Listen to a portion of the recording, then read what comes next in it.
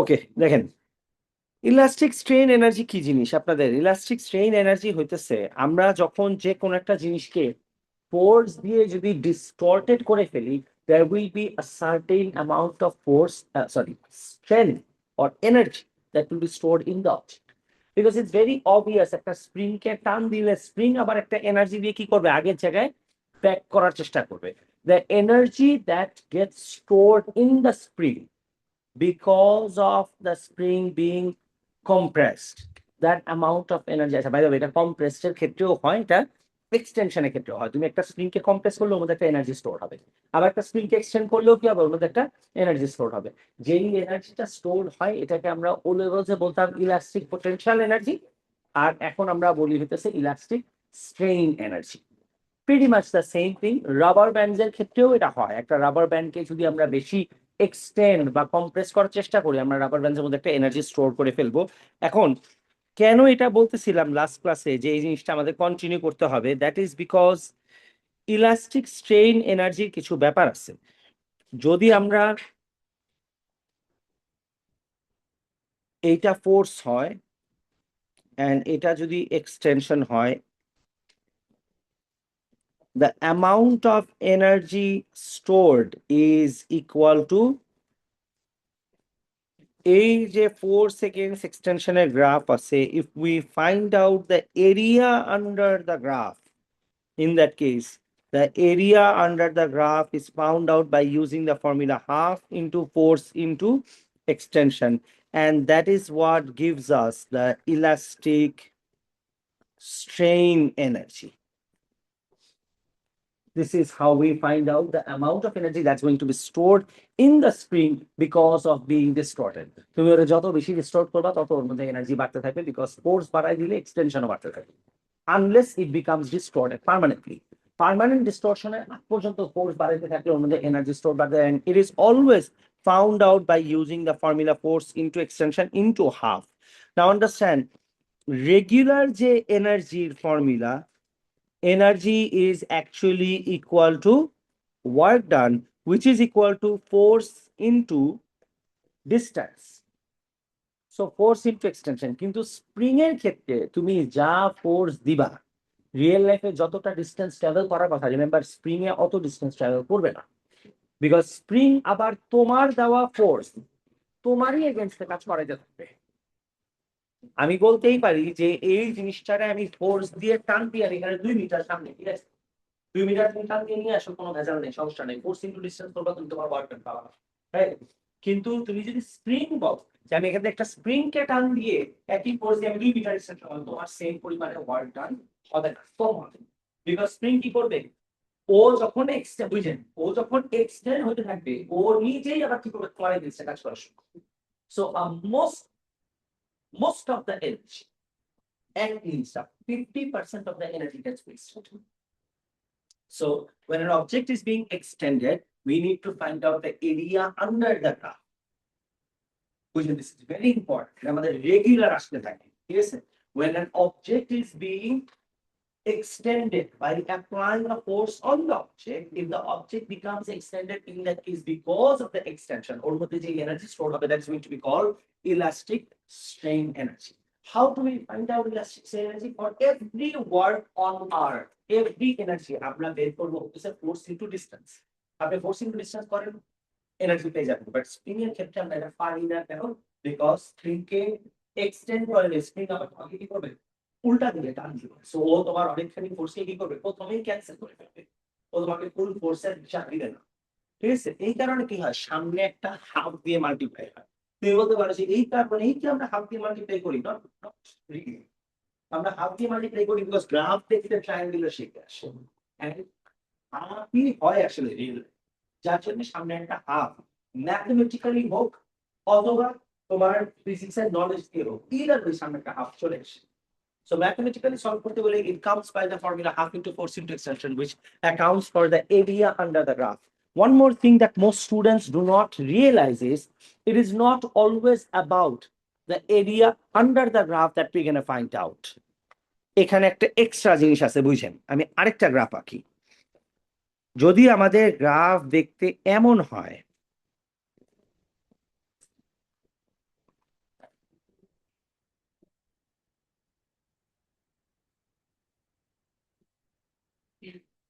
A1 is the area under the graph না? Remember area under the graph আমরা বের করি, that is true.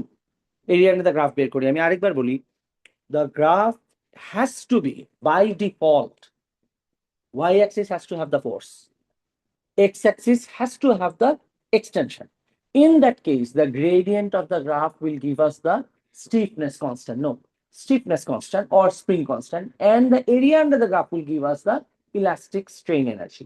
However, if there is a graph that looks like the one above, which is in red color, এখানে কিন্তু গ্রাফের Axis আমরা উল্টাই দিছি, ফোর্স দিছি নিচে, এক্সটেনশন দিছি উপরে। In that case you need to understand the energy store, এটা almost 99% of the students do not understand it.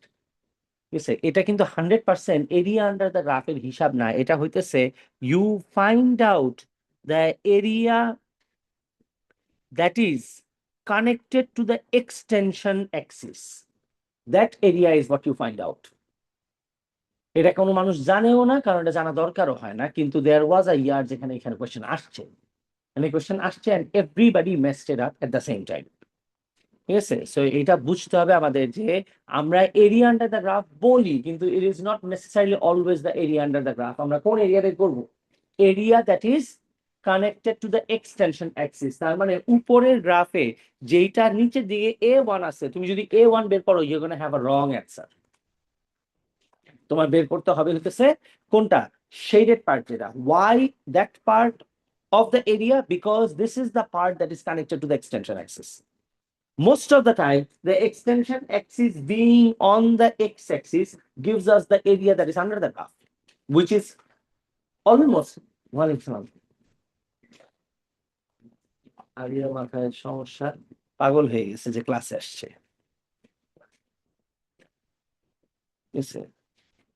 পাগল হয়ে গেছো তুমি, ক্লাসে আসছো যে, ক্লাসে মানুষ আসে,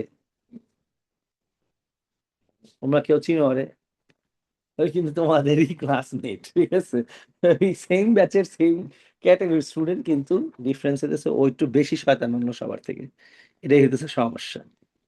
জীবনে ক্লাসে আসে না। কই ছিলা তুমি এতদিন?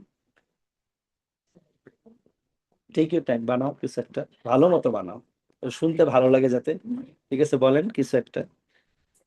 আচ্ছা বানাও নাই এটাও আমি জানি, বিকজ মানে since I have known you for 300 years. ঠিক আছে, হ্যাঁ হ্যাঁ, right right, that's how I know. ঠিক আছে, না না, that's how I know it, I have known you for 300 years, so now I know যে তুমি বানাও নাই, আসলে তোমার কিছু একটা হয়, কিছু না কিছু একটা ওর সাথে হবে যে ক্লাস করতে পারবে না। আর ইয়া বুঝছেন, এখন একটু বড় হয়েছেন আপনি, ঠিক আছে, একটু আনফরচুনেট দ্যাট একটু বড় হয়েছেন, এখন কিন্তু ভেজাল হয়ে যাবে। এবার ক্লাস মিস দিলে কিন্তু আমি তারপর পড়াতে পারবো না, জীবন এটা সম্ভব না। এসে ক্লাস মিস দিলে কিন্তু ইউর ডান, বুঝছেন, খুব প্রবলেম হয়ে যাবে। সিলেবাসই শেষ করতে পারবে না, this is not business class কিন্তু, বুঝছেন, এখন তো আপনি আবার বিজনেস স্টুডেন্ট। ঠিক আছে, শুরু করছেন ক্লাস, তার এক সমস্যা। এ লেভেল বিজনেস স্টুডেন্ট আর অ্যাকাউন্টিং স্টুডেন্টসরা তার সাথে ফিজিক্স করে এরা মনে করে কি, তাহলে এরকমই কিছু একটা হবে। আকাশ আর পাতালের ডিফারেন্স, কিসের সাথে কিসের ডিফারেন্স, এটা আমি নিজেও বুঝতাম না। দুইটা সাবজেক্ট এ লেভেল যে এত ডিফারেন্ট হইতে পারে, এটা আমি কোনদিন বুঝতাম না। মানে মানে ধরো ক্লাস 1 এগেইনস্ট ক্লাস 10, ডিফিকাল্টি লেভেলটা class 1 against class 10, this is class 10 and this is class 1 or 2, খুব বেশি হইতে এর থেকে গেলে 2 চলতে পারে না। আমি তোমাকে বলি, you have no idea how this is. I have had multiple students who have failed multiple times in O-level business and trying to pass multiple times. ঠিক আছে, so the failure and the trying and the passion was multiple times. Yes, sir. And it only succeeded with the F star. ঠিক আছে, F in star. ঠিক আছে, আচ্ছা কখন জানেন? আমি বিশেষ পাচ্ছি আমি আপনাদের কথা বলি কি, এই স্টুডেন্টের স্টার জীবনে একটা এক্সামে যদি বলতাম যে 20% পেলে পাস, তাও আসলে স্টার পেয়েছে, তখন আমি দিয়ে দিয়েছিলাম দেন দেয়ার ইজ আ ডিফারেন্স। ঠিক আছে, উই আর গোইং টু হেল।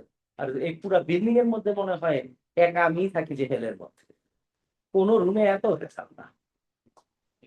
মানে ফিজিক্স ক্লাসরুমে যত ভেজাল, মানে আমাদের যে পরিমাণ কষ্ট হয় আনবিদিত। না না, এটা আমি বুঝতাম না। আমি তোমার বলি, আমি নাম মেনশন না করি বিকজ ও এখনো কারেন্ট স্টুডেন্ট। ও মানে ওর parents tried for 2 years straight, 2 or 2.5 years for physics, all physics, ঠিক আছে? যেটা মানুষ এমনি পরীক্ষা দিলেও পাস করে, ঠিক আছে? জীবনেও পাস করতে পারে, জীবনে কোনদিন একটা পরীক্ষা পাস করে না, and then goes to business and ends up with a star। হুম, গিয়ে দেখি তোমার ব্যানারের মধ্যে নাম উঠছে, ঠিক আছে, students who made me proud. ভাই, এইটা কি হইলো? আমি কি দোষ করছিলাম? ঠিক আছে, আমার সাথে কেন একটা আছে না, একটা মিম আছে না, বাংলাদেশের পলিটিশিয়ান বলে যে আমার সাথেই কেন, শুধু আমিই কেন প্রতিবাদ? ঠিক আছে? হ্যাঁ হ্যাঁ হ্যাঁ, আরে কি কল্পনাই করতে পারবে না, তুমি একদিন ক্লাস করলে বুঝতে পারবে। আরেকটা মেয়ে, ও খুব ভালো স্টুডেন্ট ছিল, ফিজিক্সেও ভালো স্টুডেন্ট ছিল, but she had a hard time or difficulty understanding A level physics. মাশাআল্লাহ, she was brilliant and I would always remember her. মাশাআল্লাহ, as a very good student, আমার খুব ফেভারিট একটা স্টুডেন্ট ছিল, খুব recent time. But A level physics ভালো করাটা ওর জন্য প্যারা হয়ে যাচ্ছে। ওর ওবিডিয়েন্স আছে, রেগুলারিটি আছে, হার্ড ওয়ার্ক আছে, সবকিছু আছে, বাট একটু বুঝতো কম মেয়েটা। ডিফিকাল্ট কোশ্চেন দিলে না আটকে যেত, and she did not make it through the A level physics কিন্তু, বুঝছো? and ও কিন্তু O level physics এ আমার 8 পাওয়ার স্টুডেন্ট, 8 পাওয়ার স্টুডেন্ট, ঠিক আছে? বাট ও অলওয়েজ হার্ড ওয়ার্কের কারণে 8 পেয়ে গেছে, বাট ওই 2 ইয়ার একটু কম পারতো।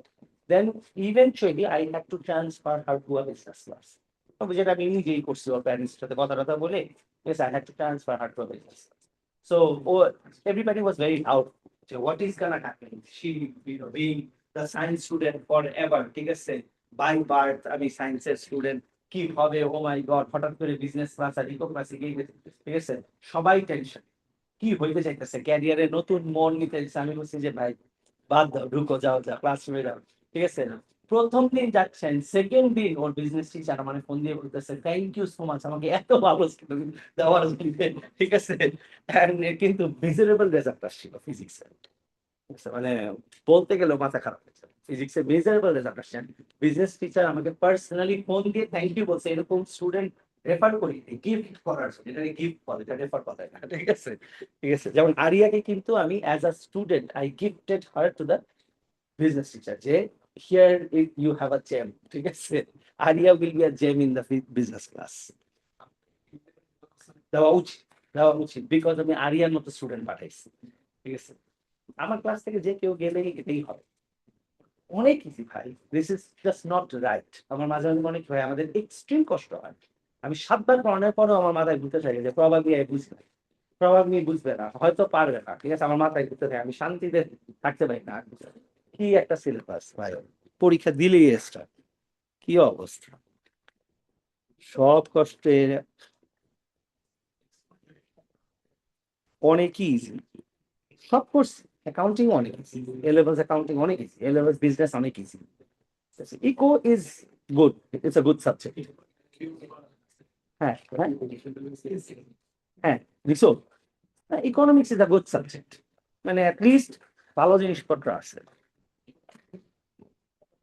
আরিয়ানা সালাম কিছুই তো পারবে, কিছুই তো পড়ে না। হ্যাঁ, পরীক্ষা দিয়ে একদিন টপ করে ফেলেছে। তাও কি, বলে কি কালকে রাতে অনেক পড়ছি, কালকে রাতে অনেক পড়ছি, অনেক দিন পরে ক্লাসে হাঁটি নবার মতো, তারপরে ফোন দিয়ে বসে এই ব্রিলিয়েন্ট। আচ্ছা হ্যাঁ, আমার বলছি ইজ আ ব্রিলিয়েন্ট কেস, মাশাআল্লাহ, এই করতেছে। Yes. খুবই অবস্থা ভাই রে ভাই। ভাই তোমরা ওখানে গেলে বোর্ড হয়ে যাও, হোয়াট ইজ গোয়িং অন, এটা কি? আমি এখানে ক্লাস করছি, অনলাইনে ক্লাস করছি বাসায় বসে, আমি দেখতেছি, ঠিক আছে, আমি তোমার বুঝাই, অতটুকু আমি বুঝছি, যতটুকু বুঝাইছে, ঠিক আছে, আমি তোমার বুঝাই কি বুঝাইছে, বুঝছো, কিন্তু মন দিয়ে শুই না, ওরে, মন দিয়ে শুনে কিন্তু জানি, ঠিক আছে, বুঝতে হবে এই জিনিসটা, দিস ইজ দ্য প্রোডাক্ট, এটাকে আমরা কি বলি, প্রোডাক্ট বলি, এটাকে যখন তুমি একটা জায়গাতে কিনছো, ধরো 200 টাকা দিয়ে কিনছো, এরপর তোমার কাছে তুমি রাখছো, 1 মাস পরে এটা 220 টাকাতে বেচে দিছো। 220 টাকা থেকে 200 টাকা মাইনাস করার পর যে 20 টাকা পাইছো, এটা কি তোমার প্রফিট। ভেরি নাইস, ঠিক আছে, মাশাআল্লাহ, ব্রিলিয়ান্ট। ভালো, এভাবে শুনতে থাকবা, পারতে থাকবা, দেখবে এক সময় পেরে যাবা তুমি। ঠিক আছে, এই দেখ, অনেকক্ষণ আমি না মন দিয়ে শুনতেছি যে কি বলে দেখি তো, ঠিক আছে, শুনতে শুনতে লাস্টে দেখি এটা বলবো, আমি একটু কিছু বলে আমি শুনতে চাই, ঠিক আছে কি না, টপিক শেষ। ঠিক আছে, তোমার কস্ট মাইনাস কি জানি বলে ওখানে, হ্যাঁ, করলে তুমি প্রফিট পাবে। ঠিক আছে, হ্যাঁ, ইট ইজ আনবিলিভেবল। এটা কেমনে সিলেবাস হয় একটা ও লেভেলস এর মানুষজন, কি সবজেক্ট ভাই, অস্বাভাবিক। এটা কি রিসেন্টলি আমি দেখে অবাক হয়েছি, এটা আবার সিলেবাস হয় নাকি ও লেভেল? তুমি তো তুমি একদিন ক্লাস করে দেখো, তুমি একটা ক্লাস দিয়ে তুমি অবাক হয়ে যাবে কি পড়াইতেছে। অনেক ইজি, মানে তোমাদের হিসাবে এটা কোনো সিলেবাসই হবে না। তোমরা এটা দেখলে অবাক হয়ে যাবা, তোমাদের জন্য না এটা, দিস ইজ ফর মানে something else, not for science students. Science students আর আসলেই মানে একটা মিথ আছে না যে তুমি যদি ভালো স্টুডেন্ট হও তার মানে তুমি সায়েন্সের স্টুডেন্ট, তোমার যদি পড়াশোনা করো তার মানে তুমি সায়েন্সের স্টুডেন্ট, আর না হইলে না। এই মিথটা আসলে মিথ না, ইট ইজ ট্রু। হ্যাঁ, এটা ফ্যাক্ট, আসলেই ফ্যাক্ট। তোমার পড়াশোনা করার ইচ্ছা থাকলে তুমি উইল বিকাম সায়েন্স স্টুডেন্ট। তাইলে না ভাই, মানে অনেক ইজি। আমার মাঝে মাঝে ইয়া লাগে, অবাক লাগে যে আমাদের সিলেবাস এত ডিফিকাল্ট, এ লেভেলস এত ডিফিকাল্ট, ইভেন কেমব্রিজের স্টুডেন্টসদেরও এত ডিফিকাল্ট না। A levels physics at least, এডেক্সেলের এ লেভেলস ইজ ডেডলি একেবারে। না, কেমব্রিজে প্রবলেম আছে। কেমব্রিজে কে যেন ছিল, এই যে কেমব্রিজে প্রবলেম আছে। If you screw up in one unit, পুরো জিরো থেকে আবার পুরোটা আবার শুরু করতে হয়। এটা একটা বড় প্রবলেম। হ্যাঁ হ্যাঁ, অনেক প্রবলেম আছে, কিছু রুলস আছে ওদের, এগুলো একটা অনেক বেশি ডিফিকাল্ট হয়ে যায়। কিন্তু কন্টেন্ট কিন্তু এডেক্সেলেরটা ভাবলো। আমার অনেক স্টুডেন্টস আছে ইউনিভার্সিটি থেকে আমাকে অনেক সময় ফোন দেয়, ফোন দিয়ে বলে স্যার এখনো আমাদের ঠিক মতো সেকেন্ড ইয়ারে উঠে যাবে, বলে পড়া লাগবে, ফিজিক্স পড়া লাগবে, সব করে ফেলছি এডেক্সেল এত মানে হাই লেভেলের ফিজিক্স মাশাআল্লাহ পড়া, which is good, আলহামদুলিল্লাহ, আই হ্যাভ নো প্রবলেম। যার জন্য ভালো লাগে, এ লেভেলের ক্লাস নিতেও ভালো লাগে। ও লেভেলের ক্লাস তো মানে কি বলবো, প্লাগ এন্ড প্লে এর মতো, শুরু করার শেষ, শুরু করো শেষ, কিছু অত বুঝানের নাই। আচ্ছা, এই হইতেছে তাইলে আমাদের elastic strain energy. Remember we need to know the equation, and এটাও খেয়াল রাখেন একটু আপনারা কষ্ট করে, যে এক্স এক্সিসের সাথে না, এক্সটেনশনের সাথে যেটা ওইটা। However you will always have the simple area under the graph. আপনারা বের করবেন কি amount of energy stored, elastic strain energy বলি আমরা, অনেক সময় এটাকে ইলাস্টিক পোটেনশিয়াল এনার্জিও বলি। আচ্ছা, এবার আরেকটা ছোট জিনিস বলি, নট ভেরি ইম্পর্টেন্ট, খুব বেশি কোয়েশ্চেন আসে না এখান থেকে, but spring graph looks like this, but a rubber band graph looks like this. For both of them, force being on the y-axis and extension on the x-axis. ঠিক আছে? This is what the graph looks like. Rubber ব্যান্ডের graph দেখতে এরকম বাঁকা হয়। প্রথমে একটু force দিব, এক্সটেনশন ঠিক মতো হবে না, এরপরে ফোর্স দিলে অনেক এক্সটেনশন হবে, এরপর লাস্টে গিয়ে আবার এক্সটেনশন কম হবে। রাফিয়া বুঝেন স্যার? ঠিক আছে, সাবিলা আপনার ঠিক আছে, প্যারা নাই। তো ফোর্স দিলে প্রথমে এক্সটেনশন হয় না, তারপরে অনেক এক্সটেনশন, তারপরে গিয়ে আবার এক্সটেনশন একটু কম, রাইট? কিন্তু রাবার ব্যান্ডের একটা ব্যাপার আছে কি, যে রাবার ব্যান্ড একটা আজব ভাবে বিহেভ করে। তোমার খেয়াল আছে লাস্ট দিন আমি বলতেছিলাম যে আমরা গ্রাফ দুই ভাবে আঁকতে পারি, one is a loading graph, one is unloading graph. তার মানে আমি বলতেই পারি যে রাবার ব্যান্ডের মধ্যে আমি ওয়েট দিব কিভাবে, 2, 4, 6, 8, 10 নিউটন, অথবা তুমি উল্টাটা করবা, 10, 8, 6, 4, 2 নিউটন, যেটা আপনার সুবিধা, কোনো সমস্যা। তারপরে 1 is the extension for 2 Newton, and then the extension found for 4 Newton, then the extension found for 6 Newton, and then for 8 Newton, and then for 10 Newtons. And then extension for 10 Newton আমি আবার বের করবো, বা উল্টা, extension for 10 Newton, extension for 8 Newtons, extension for 6 Newtons, and extension for 4 Newtons. যদি উল্টাটা করি, we are supposed to get the same graph, but তার মানে কি, একবার খেয়াল করে দেখেন, this is the rubber band, this is the rubber band, যেটার মধ্যে আমরা এখানে কি করছি, একটা একটা করে লোড বসাইছি, ঠিক আছে? The rubber band being set over here, আমরা এখানে 1টা 2টা 3টা 4টা 5টা 6টা একটা একটা করে লোড বসাইছি। যত লোড বসাবো তত কি হবে, এক্সটেনশন হবে না? তাহলে তুমি তো চাইলে এই গ্রাফ আঁকতেই পারো যে ফোর্স এগেনস্ট এক্সটেনশন, ফোর্স বাড়তেছে কত, এভাবে ধরলাম 10, 20, 30। পরের বার কি করলাম, ধরো তুমি 30-তে গিয়ে চলে গেল, আমি এসে পুরো এক্সপেরিমেন্ট কভার করলাম, আমি চিন্তা করলাম যে আমিও সেম এক্সপেরিমেন্টই করব, ফোর্স এগেনস্ট এক্সটেনশন। আমি প্রথমে 30 রিডিং নিব, এরপর একটা ওয়েট রিমুভ করব, কত পাবো তাহলে 20 রিডিং পাবো, 10 রিডিং পাবো। তুমি যখন এটা থেকে গ্রাফ আঁকবা আর এটা থেকে গ্রাফ আঁকবা, গ্রাফ আর সেম আসবে না, গ্রাফ ডিফারেন্ট আসবে, বিকজ রাবার ব্যান্ডের বিহেভিয়ার লুকস লাইক দিস। একটা হবে লোডিং এর গ্রাফ, যার জন্য আমরা এটাকে বলি লোডিং কার্ভ, আর এটাকে বলি হইতেছে আমরা আনলোডিং এর কার্ভ, যেটা ব্যাকওয়ার্ড যাচ্ছে। নাও আন্ডারস্ট্যান্ড, আনলোডিং এর সময় গ্রাফ একটু নিচের সাইড দিয়ে যায়, তার মানে area under the graph for loading, বুঝেন কি বলতেছি, area under the graph for loading is greater than the area under the graph for unloading of the same string. Same rubber ব্যান্ডের দুইবার গ্রাফ আঁকবো একই জায়গায় একই ওয়েট দিয়ে একই ভাবে, কিন্তু লোডিং এর সময় যে গ্রাফ আসবে আনলোডিং এর সময় গ্রাফটা একটু নিচ দিয়ে যাবে। তার মানে কি হয়েছে, এরিয়া আন্ডার দ্য গ্রাফ আমাদেরকে কি দেয়, এরিয়া আন্ডার দ্য গ্রাফ দিবে তোমাকে ইলাস্টিক স্ট্রেইন এনার্জি। তার মানে কি, লোডিং এর সময় এনার্জি স্টোর বেশি ছিল, আনলোডিং এর সময় এনার্জি স্টোর একটু কম ছিল, রাইট? এই যে দুইটার মাঝখানকার ডিফারেন্স আছে, ঠিক আছে, এই ডিফারেন্সকেই আমরা বলি হইতেছে there is a loss in the energy. Loading এর সময় যে এনার্জি তুমি স্টোর করছো, আনলোডিং এর সময় তুমি সেম এনার্জি পাবা না। জাবির বুঝতেছি, বুঝেন কিন্তু, না বুঝে কোয়েশ্চেন করেন, খেয়াল করেন। লোডিং এর সময় যে এনার্জি পাইছি, আনলোডিং এর সময় সেম এনার্জি পাইনি, মাঝখানে একটু লস হয়ে গেছে। এই লসটাকে আমরা বলি হইতেছে হিস্টেরেসিস। এনার্জি যতটুক লস হবে ওইটাকে আমরা বলি হিস্টেরেসিস লুপ।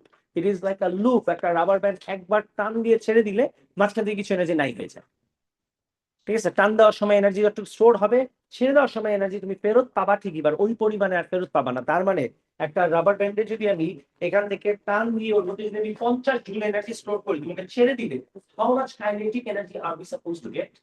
50। তুমি জীবনও 50 পাবা, তুমি পাবা মেবি 45। তার মানে 5 জুল তুমি কম পাচ্ছ, 5 জুল কই গেছে, হিস্টেরেসিস লুপের মধ্যে বাদ হয়ে গেছে। আর বাদ কেমনে হয়? বাদ আসলে হয় না, ওটা কি হয়, এনার্জিটা লস হয়, মানে হিট হিসাবে রাবার ব্যান্ডের মধ্যে ঢুকে যায়, রাবার ব্যান্ডের টেম্পারেচার একটু বেড়ে যায়।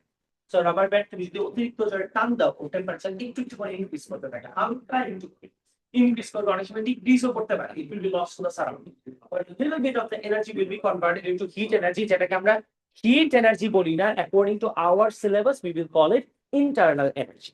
The energy that gets lost will be called the internal energy of the rubber band. হ্যাঁ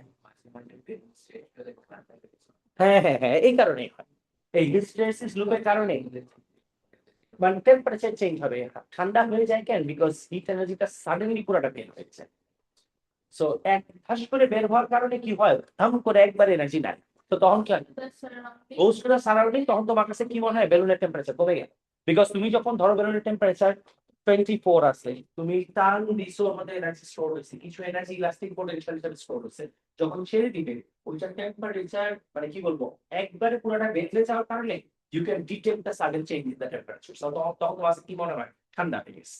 এটা বেলুনের ক্ষেত্রে একা হয় না, এটা তোমার স্লিংশটস এর ক্ষেত্রেও হয়, যেগুলো ফুল স্লিংশট বানায়।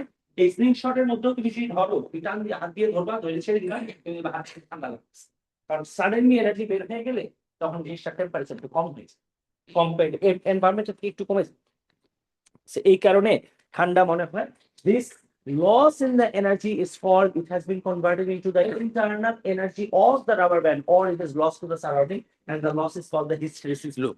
Hysteresis loop শুধু রাবার ব্যান্ডের জন্যই হয়, আর দুনিয়াতে অন্য কারোর জন্যই হয় না, এই লোডিং আর আনলোডিং এর গ্রাফের মাঝখানকার পার্টটা। যদি কখনো আজ খেয়াল আছে, আমরা ও লেভেলস একটা জিনিস পড়ছিলাম, দ্যাট আমরা কাউন্টিং স্কোয়ার মেথড করছিলাম না, খেয়াল আছে?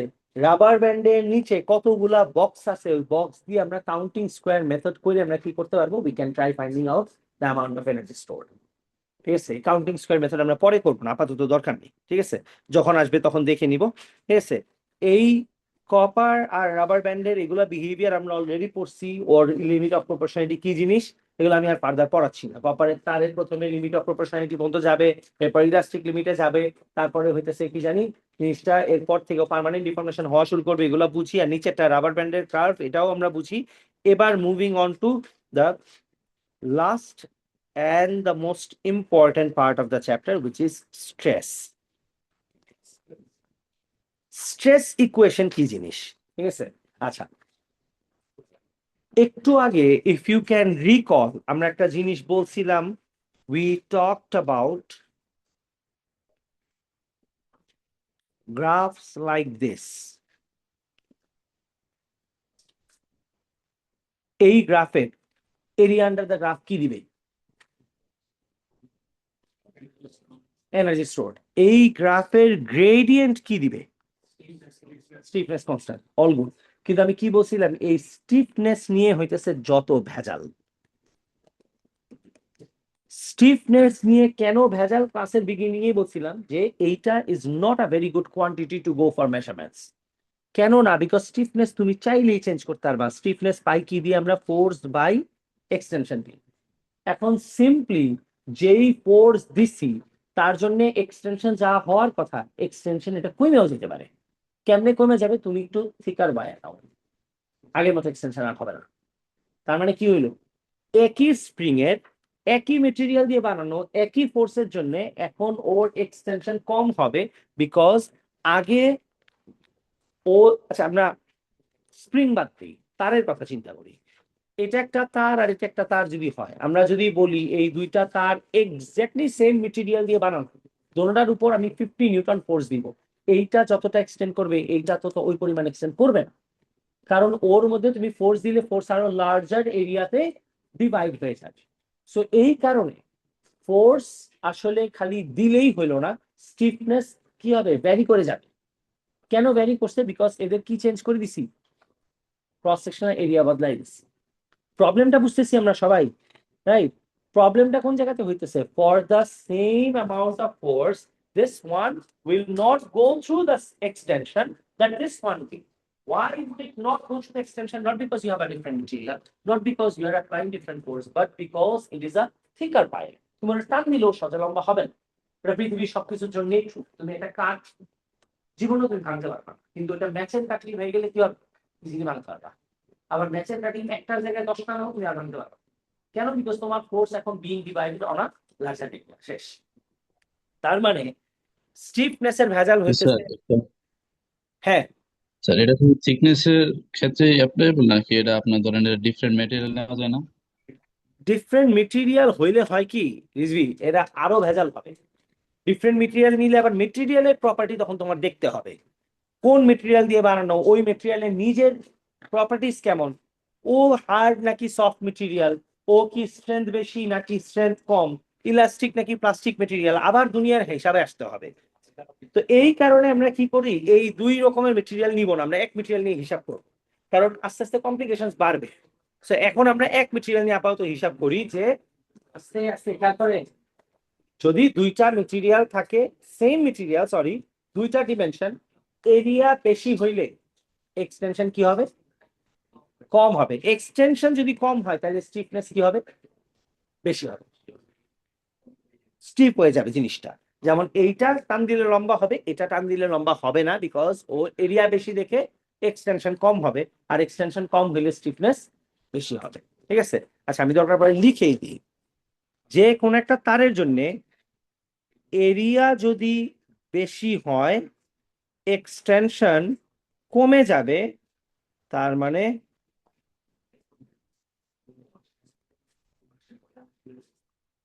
স্টিফনেস ফর নো রিজন বেড়ে যাবে একই মেটেরিয়ালে। আরেকটা জিনিস আছে, আস্তে ঘুমায়ের পরে পরে, যদি তারের লেন্থ বাড়ায় দিই, বুঝেন, তারের লেন্থ যদি বাড়ায় দিই, তার মানে লেন্থ যদি আমরা বাড়ায় দেই তারের এক্সটেনশনটা বেড়ে যাবে, বিকজ ডাবল দ্য লেন্থ মানে ডাবল দ্য এক্সটেনশন। সারা জীবন আমরা এটাই করছি। 1 মিটার তার যদি 2 সেন্টিমিটার লম্বা হয়, 2 মিটার তার for the same force 4 centimetre লম্বা হবে। তার মানে কি হবে? লেন্থ যদি বাড়ায় দেই এক্সটেনশন তখন বেড়ে যাবে, তখন স্টিফনেস কমে যাবে।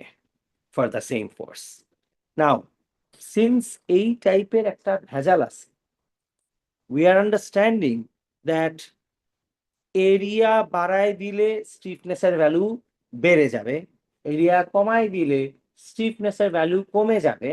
এই কারণে উই হ্যাভ, লেটস সে ধরো আমি তোমারে বললাম যে এই তারটা আর এই তারটা মধ্যে নিচের তারটা আমি তোমায় বললাম যে একই মেটেরিয়াল দিয়ে বানানো, দোনোটাই আমরা কি দিয়ে বানাইছি, কপার দিয়ে বানাইছি, কিন্তু আমি তোমায় বললাম নিচেরটা টান দিলেও বিষয়টা লম্বা হয় না, কারণ এটা এরিয়া বেশি আছে। এখন আমরা কি চিন্তা করছি, এখন থেকে we will never consider force anymore. What we have to do is rather force divided by area consider করব। তার মানে হইতেছে তুমি 40 নিউটন ফোর্স দিলা 2 মিটার স্কোয়ার এরিয়াতে, তার মানে there is 20 newtons acting per metre square. আরেকটা জায়গাতে 80 নিউটন ফোর্স দিলাম 4 মিটার স্কোয়ারের মধ্যে, ইভেন দো এবার ফোর্স কি বেশি না, কিন্তু এখানে আবারও অ্যান্সার কি আসবে, there is 20 newton acting per metre square. আস্তে আস্তে আস্তে কথা বলি না, এখানে খেয়াল করেন। তার মানে কি হইতেছে, 40 newton acting in 2 metre square is the same thing as 80 newtons acting in 4 metre square. তো তুমি যদি বলো আমি 80 নিউটন টান দিছি, ফোর্স বাড়াই দিছি, এই হিসাবের কোনো মানে ক্যালকুলেশন থাকলো না, তো আসলে কি পার মিটার স্কোয়ারে ফোর্স কি পড়তেছে, সেমই তো পড়তেছে। Which is why we have come to the conclusion যে শুধু ফোর্স নিয়ে হিসাব করলে হবে না, আমাদেরকে কি করতে হবে, দেখতে হবে যে আমি ফোর্স বাড়াই দিলাম, ডাবল করে দিলাম, এন্ড এরিয়াও ডাবল করে দিলাম, তোমার কি মনে হয় এটা কোনো ইম্প্যাক্ট পড়বে? ফোর্স বাড়াই দিছি ডাবল, এরিয়া কি করছি ডাবল, তাহলে হিসাবে পার মিটার স্কোয়ারে ফোর্স আবার কি হইলো, সেমই তো হইলো। উইচ ইজ ওয়াই আমরা শুধু ফোর্সের হিসাব করলে হবে না, আমাদের দেখতে হবে কতটুক ফোর্স বাড়ানোর সাথে সাথে এরিয়া কি সেম আছে নাকি এরিয়াও বাড়ছে। যেহেতু এই হিসাব করতে হবে, we have come up with the idea we will never consider force anymore. তুমি যদি আমাকে বলো 40 জায়গায়, সরি 40 জায়গায় এবার কত ফোর্স দিছো, 80 দিছো, কোনো লাভ নাই, বিকজ এরিয়া পুরো জায়গায় কত হয়ে গেছে, 4 হয়ে গেছে। এই কারণে এই শুধু ফোর্স যদি কেউ আইসা বলে ভাই 40 জায়গায় 80 দিছি, double the force, does not give you any information. You need to know কতটুকু এরিয়ার উপর কাজ করতেছে। So we have come up with something new and it is called stress. Stress আসলে কি জিনিস? Stress is a better calculation of force. Rather than talking about force, you should let me know how much force it is acting per meter square. And কেউ যদি আইসা বলে there is 30 newtons acting per meter square, maybe the guy is applying 300 newton of force in 10 meter square, or maybe the guy is using 30 newton of force in how much, 1 metre square. Do you understand? এই লোকটা আর এই লোকটা দুইজন যে আসলে একই কাজ করতেছে, বিকজ 300 নিউটন 10 মিটার স্কোয়ারে দেওয়া is the same thing as 30 newton 1 metre স্কোয়ারে দেওয়া। যার জন্য আমরা কি চিন্তা করছি, কত নিউটন ফোর্স দিছো এটা নিয়ে আমার সাথে কথা বলার দরকারই নাই, তুমি আমাকে বলবা যে পার মিটার স্কোয়ারে কত করে ফোর্স পড়তেছে। But if somebody says there is 40 newton acting per metre square, no matter ও ফোর্স কত দিচ্ছে, this is a greater pressure, 100% sure. Per metre স্কোয়ারে এখন ফোর্স আগের থেকে আরো কি হয়েছে, বেশি হয়ে গেছে। Which is why we have come up with something that is more precise and more accurate. That is, we go by stress value, which is equal to force divided by area, যেটা আমরা O levels ও পড়ছিলাম as pressure, which was equal to force by area.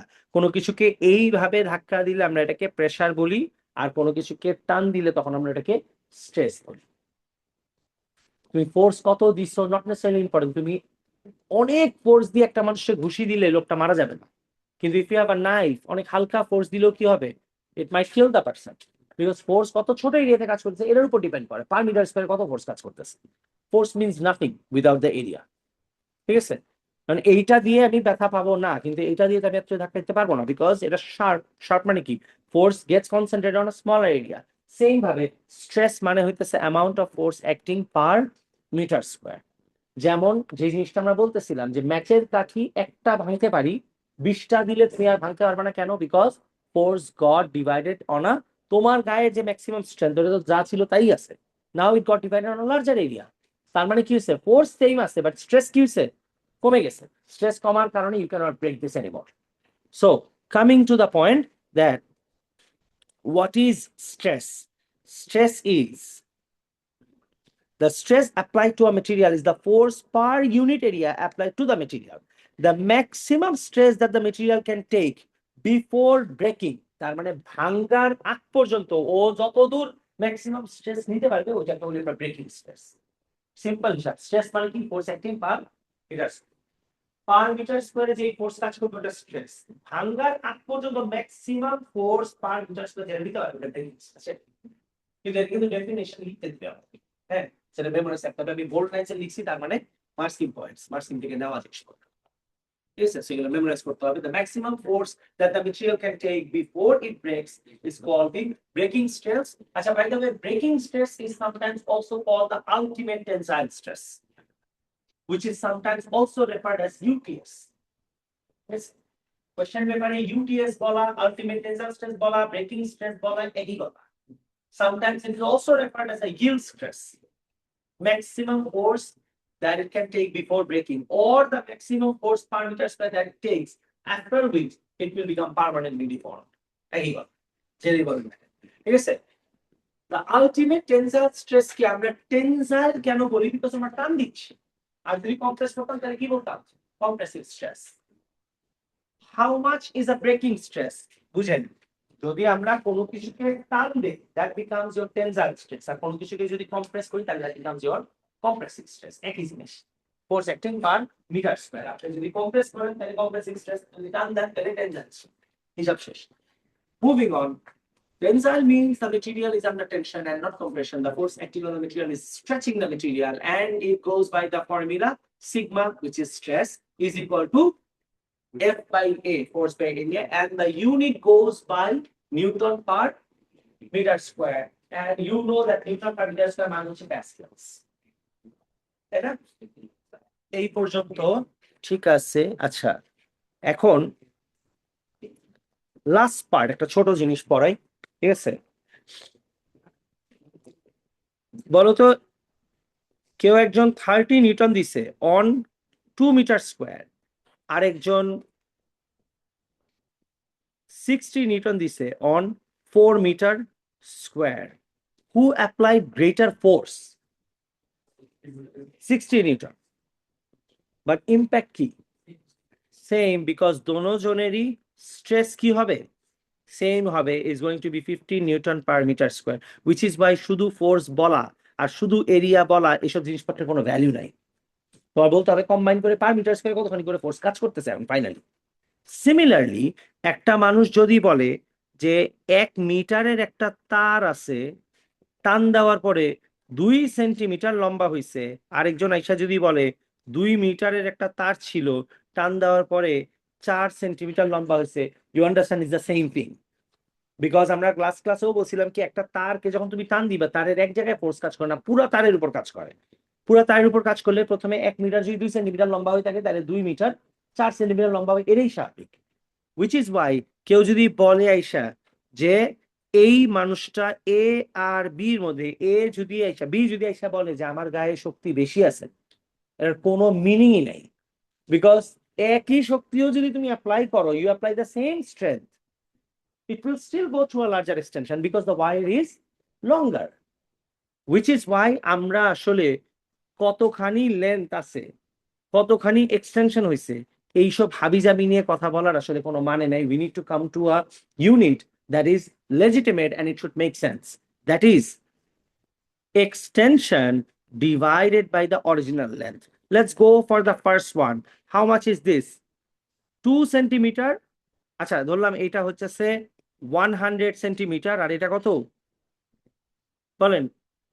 200 centimetre. তার মানে 2 by উপরেরটা কত, extension কত 2, আর original length কত 100, আর নিচেরটাতে extension কত 4, অরিজিনাল লেন্থ কত 200। So this comes to 1 by 50. 1 by 50. They both actually have the same constant. এইটার নাম আমরা দিছি হইতেছে strain. Because extension হইতেই পারে, লম্বা তাল নিয়ে বেশি extension হবে, এটা তো কোনো মিনিং দাঁড়াইলো না। So strain value হইতেছে final extension divided by the original length. So it's a ratio between extension by the original length. বলুন তো extension